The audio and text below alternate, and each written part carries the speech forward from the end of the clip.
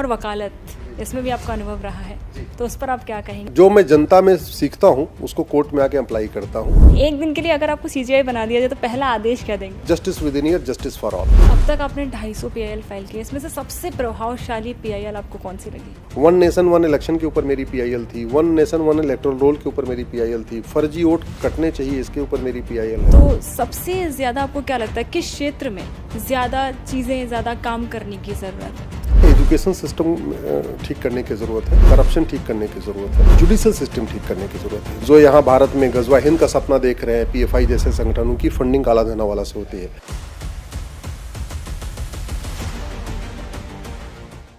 Education system से लेकर corruption तक इन सभी मुद्दों पर पीआईएल फाइल की और देश की दिशा बदलने की कोशिश की। जी हाँ, हमारे साथ मौजूद हैं अश्विनी उपाध्याय जी। आपका बहुत बहुत स्वागत है इंडिया टीवी। धन्यवाद। आपने 250 से ज़्यादा पीआईएल फाइल की हैं, आपको पीआईएल मैन ऑफ इंडिया कहा जाता है। आपको प्रेरणा कहाँ से मिली? प्रेरणा ऐसे मिली कि पहले मैं इंजीनियर था, तो जापानियों के साथ मैंने बहुत काम किया और वहाँ मैंने सीखा कि मानव निर्मित कोई भी समस्या लाइलाज नहीं होती है। फिर जब मैं भारत की प्रॉब्लम्स को देखने लगा तो मुझे लगा ये प्रॉब्लम तो जापान में नहीं है, ये प्रॉब्लम तो सिंगापुर में नहीं है, ये प्रॉब्लम तो अमेरिका में नहीं है।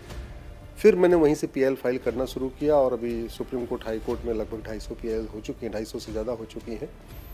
इसके साथ साथ मैं पूरे देश में भ्रमण भी करता रहता हूँ। Monday to Friday Supreme Court रहता हूँ और सैटरडे संडे जितने हॉलीडेज़ होते हैं, वीकेंड होते हैं, तो सामान्यतया प्रतिवर्ष लगभग 100 से ज़्यादा शहरों में जाके मैं सीधे डायलॉग करता हूँ। यूनिवर्सिटीज़ में, कॉलेज में, आईआईटीज़ में, आईआईएम में, हर जगह जाके सीधे वहाँ पे भी लोगों से बातचीत करता हूँ। कोर्ट रूम और वकालत, इसमें भी आपका अनुभव रहा है, तो उस पर आप क्या कहेंगे? ज़्यादा अच्छा एक्सपीरियंस? कोर्ट्स में जो मैं जनता में सीखता हूँ उसको कोर्ट में आके अप्लाई करता हूँ। मैं जो जनता की समस्याएं देखता हूँ उसको कोर्ट में आके जज जो हमारे माननीय जज हैं उनके सामने अपनी बात रखता हूँ। और election reform, police reform, judicial reform, administrative reform पे मेरी पीआईएल्स हैं। भारत में जस्टिस विद इन ईयर हो, 1 साल के अंदर मुकदमों का फैसला हो, तारीख पे तारीख वाला सिस्टम ख़त्म हो, इसके ऊपर मेरी पीआईएल है।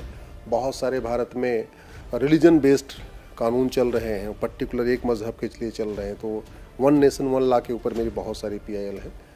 कोशिश यही कर रहा हूँ कि जो हमारे वीर सावरकर जी का सपना था, जो बाबा साहब अम्बेडकर का सपना था, जो हमारे सरदार पटेल साहब का सपना था, जो दीनदयाल उपाध्याय जी का सपना था, उन सपनों को मैं अपने पीआईएल के माध्यम से साकार करने की कोशिश कर रहा हूँ।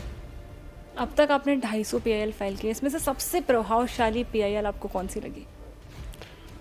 मेरी एक पीआईएल यूनिफॉर्म सिविल कोड पे रही, उस पर काम शुरू हो चुका है। मैंने आर्टिकल 370 चैलेंज किया, सरकार ने उसको ख़त्म किया बाद में। मैं तो ऐसे बहुत सारी ऐसी पीआईएल है जिस पे मैंने पीआईएल फाइल किया, बाद में सरकार ने या तो वो कानून ख़त्म कर दिया या उस पर नया कानून बना दिया। जैसे मैंने ऑनलाइन गेम को चैलेंज किया था, ऑनलाइन गेमिंग बंद होनी चाहिए, और आज ही बिल इंट्रोड्यूस हुआ है पार्लियामेंट में, तो ये मेरे लिए बहुत खुशी की बात है। पिछले 10 वर्षों में माननीय प्रधानमंत्री जी ने 1,500 अंग्रेजी कानून ख़त्म किए हैं। तो मेरी मैं काफ़ी दिन से मुहिम चला रहा था कि अंग्रेज़ी कानून ख़त्म होने चाहिए। जब अंग्रेज़ चले गए तो अंग्रेज़ी कानून ख़त्म होने चाहिए। अब हमारी मुहिम यह है कि जब अंग्रेज़ चले गए तो अंग्रेज़ी एजुकेशन सिस्टम, जो मैकाले का एजुकेशन सिस्टम है, बदलना चाहिए। हमारा जो वैदिक गुरुकुल एजुकेशन सिस्टम है वो आना चाहिए। जो ये जुडिशियल सिस्टम है इसमें भी रिफॉर्म की ज़रूरत है। अभी पॉपुलेशन कंट्रोल के ऊपर जो मेरी पीआईएल है उसको मैं सबसे इम्पॉर्टेंट मानता हूं, और उसके बाद पूरे देश में एक बड़ा मुद्दा भी बन चुका है, क्योंकि भारत की 50% समस्याओं का मूल कारण जनसंख्या विस्फोट है। इसी तरीके से करप्शन को मैं सबसे गंभीर मुद्दा मानता हूं, चाहे वो घुसपैठ हो, चाहे वो धर्मांतरण हो, या अलगाववाद है, आतंकवाद है, माओवाद है या नक्सलवाद है। करप्शन ख़त्म हो जाए तो ये सारे जो देश विरोधी काम है ये बंद हो जाएंगे।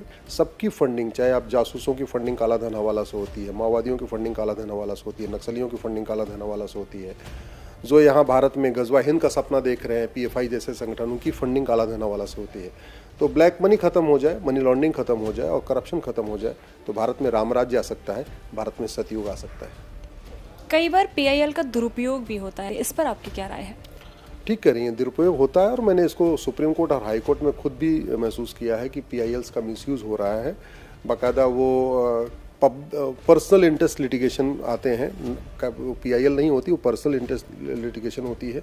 और कई बार तो मैंने देखा कि पॉलिटिकल इंटरेस्ट लिटिगेशन भी आती है जो राजनीतिक पार्टियां कराती हैं, और उसमें नहीं, वो मैं खुद भी भुक्तभोगी हूँ जैसे उदाहरण के लिए इस समय SIR नहीं होना चाहिए, ऐसा 20 PIL है। 20 PIL सुप्रीम कोर्ट में आई हैं। वो लोग कह रहे हैं कि देश में आप इंटेंसिव रिवीजन मत कराओ, मतलब आप घुसपैठियों को मत आइडेंटिफाई करो, आप बोगस वोट को मत आइडेंटिफाई करो, आप फर्जी वोट को मत खत्म करो। मेरी एक PIL है जो हम कह रहे हैं कि नहीं, केवल बिहार में SIR नहीं होना चाहिए, पूरे देश में SIR होना चाहिए। हर चुनाव के पहले SIR होना चाहिए, लोकसभा चुनाव के पहले भी SIR होना चाहिए, विधानसभा के भी पहले होना चाहिए। ऐसे ही बहुत सारे लोग हैं, जैसे मैंने 3 तलाक चैलेंज किया तो उसके खिलाफ बहुत सारे PIL फाइल हो गई। मैंने हलाला चैलेंज किया, मोताह मिसियार चैलेंज किया, तहर्रुश चैलेंज किया, उसके खिलाफ PIL फाइल हो गई। मैंने तलाक़े हसन, तलाक़े बाइन, तलाक़े किनाया को चैलेंज किया तो उस पर लोग आ गए विरोध करने के लिए। तो बहुत सारे लोग ऐसे हैं, या तो उनको विदेशी फंडिंग हो रही है, क्या हो रही है, लेकिन वो आते हैं कहीं ना कहीं कोर्ट का दुरुपयोग करते हैं, कोर्ट के समय का दुरुपयोग करते हैं। संविधान, शिक्षा, भ्रष्टाचार, ऐसे बहुत से क्षेत्र हैं जिनमें आपने PIL दायर की।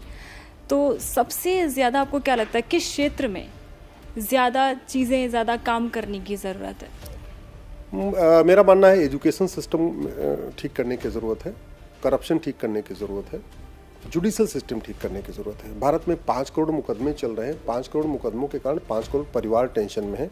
एक परिवार में 6 आदमी मान के चलिए तो इसका मतलब 30 करोड़ भारतीय मुकदमों के कारण टेंशन में। एक अमेरिका की जितनी पॉपुलेशन है उतने भारत में लोग मुकदमों के कारण टेंशन में। और कोर्ट केसेस में क्या होता है कि जो अपराधी होता है वो चाहता है मुकदमा लंबा चले, जो पीड़िता होती है या जो पीड़ित होता है वो चाहता है मुकदमा जल्दी से खत्म हो जाए, और मुकदमा लंबा चल रहा है। तो वर्तमान व्यवस्था भ्रष्टाचारियों के पक्ष में है। वर्तमान जो जुडिशल सिस्टम है इससे कहीं ना कहीं भ्रष्टाचारियों को मदद मिल रही है, अलगाववादियों को मिल रही है, आतंकवादियों को मिल रही है। 1984 में जो सिखों का नरसंहार हुआ वो मुकदमा आज तक चल रहा है, आज तक उसका फैसला नहीं हुआ। 1990 में जो हिंदुओं का नरसंहार हुआ उसका फैसला आज तक नहीं आया। अभी वो जिस आतंकवादी ने एयरफोर्स के जवानों को मारा वो बाहर बैठा हुआ है। तो ये वर्तमान जुडिशल सिस्टम को ठीक करने की ज़रूरत है, जस्टिस विद इन ईयर लागू करने की ज़रूरत है। क्या PIL से राजनीति और शासन में बदलाव संभव है? बिल्कुल संभव है। और इलेक्शन रिफॉर्म के ऊपर मेरी 20 से ज़्यादा PIL है, जिसमें मैंने मांग किया कि चुनाव लड़ने के लिए पार्षद, प्रधान, सांसद, विधायक की मिनिमम क्वालिफिकेशन होनी चाहिए, मैक्सिमम एज लिमिट होनी चाहिए। 1 नेशन 1 इलेक्शन के ऊपर मेरी PIL थी। 1 नेशन 1 इलेक्टोरल रोल के ऊपर मेरी PIL थी। फर्जी वोट कटने चाहिए, इसके ऊपर मेरी PIL है। इसी तरीके से जो अपराधी हैं जिनको सज़ा हो जा रही है उनके चुनाव लड़ने, पार्टी बनाने और पार्टी पदाधिकारी बनने पे आजीवन प्रतिबंध होना चाहिए, इस पे मेरी PIL है। पॉलिटिकल पार्टियों को रेगुलेट करने के लिए कुछ कानून होना चाहिए, पॉलिटिकल पार्टियों को RTI के दायरे में लाना चाहिए, ऐसा इस पे मेरी PIL है। मेरा मानना है कि PIL के माध्यम से मैं इलेक्शन जो प्रोसेस है उसको ठीक करने की कोशिश कर रहा हूँ। कहते हैं स्वच्छ राजनीति अभियान की कोशिश मैं कर रहा हूँ PIL के माध्यम से। अब हम छोटा सा रैपिड फायर करेंगे। 3 सवाल मैं आपसे फटाफट करूंगी, आपको फटाफट जवाब देना है। पहला, कोर्ट या राजनीति आपकी ज़िंदगी में ज़्यादा ड्रामा आपको कहाँ है? मैंने तो दोनों को देखा है, लेकिन कोर्ट में मुझे ज़्यादा नजर आया। एक दिन के लिए अगर आपको CGI बना दिया जाए तो पहला आदेश क्या देंगे? Justice with in year, justice for all. अगर आपको अपनी ज़िंदगी पर एक फिल्म बनाने का मौका मिले तो उसका शीर्षक क्या होगा? मेरी जिंदगी का शीर्षक होगा महान भारत। तो